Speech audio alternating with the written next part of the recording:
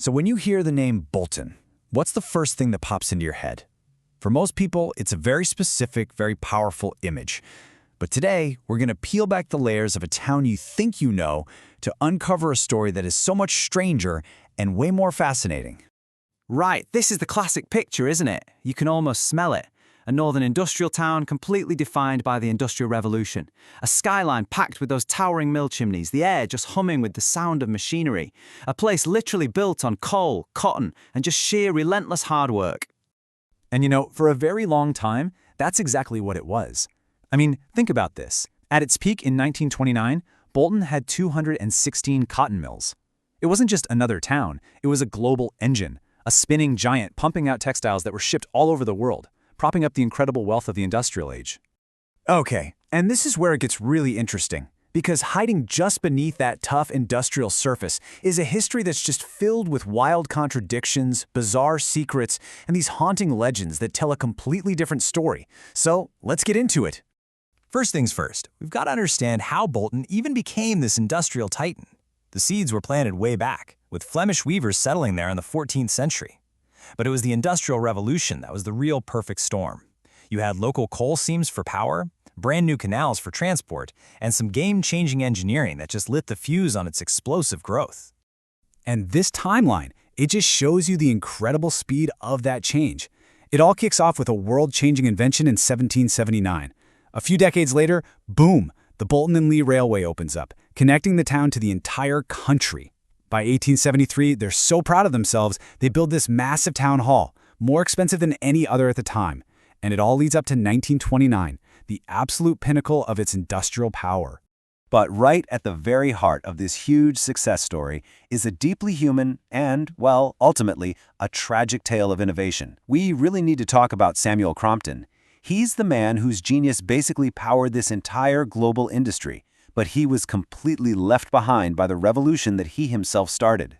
So everything hinges on this one machine. Working away in secret in a tiny attic room at a place called Hall and Wood, Crompton spent 5 years perfecting what he called the spinning mule. What he did was genius. He took the best parts of 2 other machines and essentially mashed them together to create something revolutionary. For the first time, it could produce yarn that was fine and strong enough for muslin, something that was totally impossible in Britain before. His invention, quite literally, changed everything. And this just perfectly lays out the huge injustice at the core of Bolton's story. Crompton was too poor to patent his invention. He was promised a fortune by local manufacturers who wanted the design, but in the end, they gave him a measly 60 quid.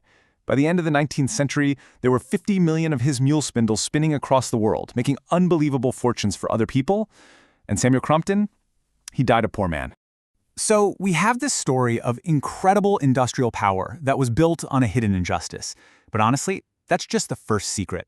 Now let's start peeling back some other layers of Bolton's identity that are, believe it or not, even more surprising. Okay, and this is where Bolton's story just takes a completely bizarre turn.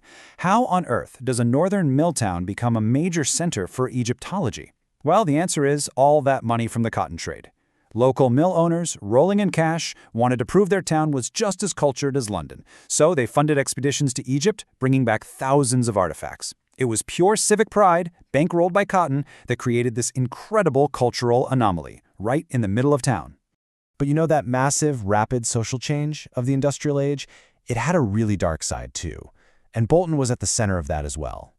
For decades, the town was home to the Billingtons.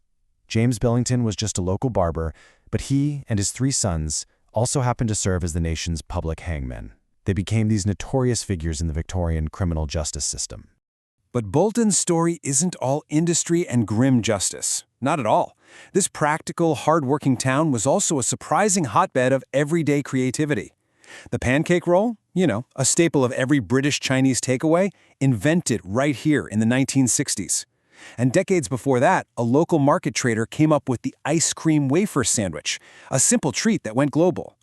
I mean, when you put it all together, you see a town of just the most bizarre contrasts. It's a huge Egyptology hub that was also home to a dynasty of hangmen. It's the birthplace of the global sportswear brand Reebok, which started as a tiny family company here. It was a pioneer in education, opening the UK's very first public library in 1853. And it even has unsolved mysteries, like the perfectly preserved body of a girl from the 1800s found under a mill in 1954. Each one of these is like a different secret identity. And beyond all these historical oddities, there's a whole other layer to Bolton's character, one that's completely steeped in folklore and the supernatural. This isn't just a town of machines, it's a town of ghosts. The most famous legend of all is the story of George Marsh. He was a Protestant preacher who was interrogated for heresy at the incredible Smithills Hall, way back in 1555. As they were taking him away to be burned at the stake, he stamped his foot on the stone floor. And the legend says he left an imprint, a mark that can't be scrubbed away, and supposedly bleeds every single year on the anniversary of his death. And apparently George Marsh isn't the only one hanging around. Smithills Hall is considered one of the most haunted places in the entire country. People report seeing the ghost of a Colonel Ainsworth, whose glasses are mysteriously overturned every morning. There's a spectral gray lady seen praying in the chapel, and even the ghost of a little boy named Tommy.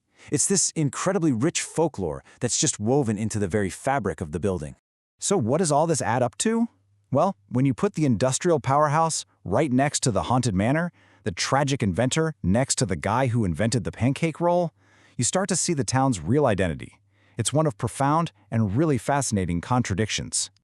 This table really just nails it. The stereotype is of a simple, grimy industrial town. The reality, it's a surprising cultural hub. A place you'd assume is all practical and grounded is actually steeped in folklore and ghosts. And a town that might look like a relic of the past is, when you look closer, a story of incredible modern resilience. Ultimately, Bolton is a town where all these paradoxes just live side by side.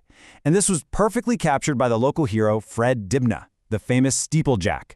Think about it. He spent his life demolishing the giant mill chimneys of the industrial age, but his passion for preserving that exact same industrial heritage on TV made him a national treasure.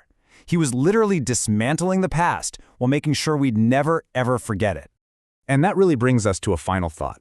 Bolton's story isn't just about Bolton. It's a powerful reminder that the places we think we know, they often have these deep, hidden histories, surprising secrets, and profound contradictions just waiting to be found. It makes you wonder, doesn't it? What secrets is your own town hiding?